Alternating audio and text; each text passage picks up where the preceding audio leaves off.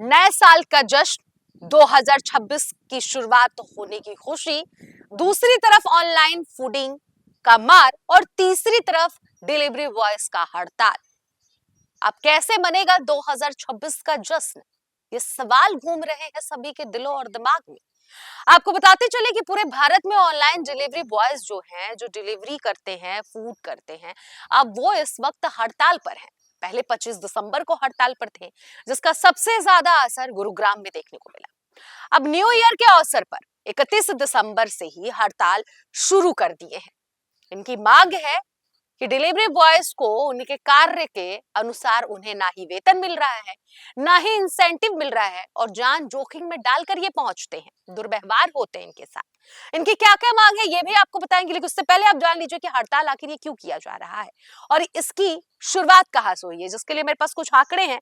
उसके अनुसार मैं आपको बताऊंगी कि इसकी शुरुआत कहां से हुई और सबसे पहले इस हड़ताल की शुरुआत कौन से राज्य ने की है। तो आपको हम बता दें कि इस राष्ट्रव्यापी हड़ताल का ऐलान Telangana gig and platform workers union और Indian federation of app based transport workers ने किया है। कई राज्यों के क्षेत्रीय जो ऐसे डिलीवरी बॉयज है जो हड़ताल शुरू कर दिए हैं, इसका शुरुआत सबसे पहले तेलंगाना से हुआ है और देश के अलग अलग राज्यों में हड़ताल पर डिलीवरी बॉयज इस वक्त बैठे हुए हैं। उनकी मांग है कि वो जो 10 मिनट में डिलीवरी करने का जो एक नया स्कीम लॉन्च किया गया है, उसमें जान जाने की हानि होती है। Delivery boys red light cross करके चले जाते हैं, ठंड में कोहरे की चादर गिरी रहती है, उसके बावजूद भी वो अपनी जान जोखिम में डालकर वहां पहुंचते हैं, डिलीवरी करते हैं सामान। उसके बाद से जहां वो पहुंचते हैं अपने स्थल पर सामान देने के लिए, वहां पर जो कस्टमर होता है उनके साथ दुर्व्यवहार करता है। थोड़ा सा लेट होने पे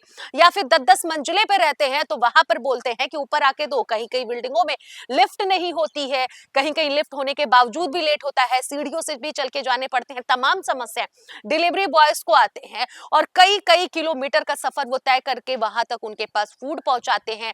कई ऐसे कस्टमर होते हैं जो रात को ऑनलाइन ऑर्डर करते हैं और स्कैम करते हैं डिलीवरी बॉयज के साथ।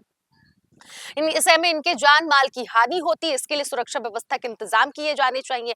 इसके लिए भी ये मांग कर रहे हैं। वेतन जो इन्हें मिल रहे हैं वो वेतन कम है, 17-16 घंटे ये नौकरी करते हैं, उसके बावजूद भी उसके अनुसार इन्हें वेतन नहीं मिल रहा है। तो तमाम ये सवाल खड़े कर रहे हैं और कह रहे हैं कि हमारी इन सभी मांगों को पूरी की जाए, हमें सुरक्षा दी जाए, हमारे साथ जो रात को स्कैम हो रहा है उस पर कुछ कंट्रोल किया जाए, 10 मिनट की डिलीवरी रोक दी जाए, कस्टमर हमारे साथ जो दुर्व्यवहार कर रहा है वो ना करे, हमें एक सम्मानजनक व्यक्ति के रूप में वो देखे। सीढ़ियां है, लिफ्ट नहीं है, हमें पहुंचने में लेट हो रहा है, तो उसके लिए भी कुछ एक नया कानून होना चाहिए, क्योंकि हम भी इंसान है, हम कोई रोबोट नहीं है, हम कोई मशीन नहीं है कि हम वहां उतनी जल्दी पहुंच जाए। मशीन को भी काम करने में टाइम लगता है, फिर ये तो इंसान है। तो डिलीवरी बॉयज का पूरे देश भर में हड़ताल चल रहा है। आज 31 दिसंबर है, कल 1 जनवरी है और ऐसे में 1 जनवरी और 31 दिसंबर को घर घर या फिर हर एक ऑफिस, हर एक जगह पर डिलीवरी बॉयज की मांग होती है। ऑनलाइन बुकिंग की मार होती है, लगातार ऑनलाइन किए जाते हैं, स्टॉक खाली होते रहते हैं कंपनियों के।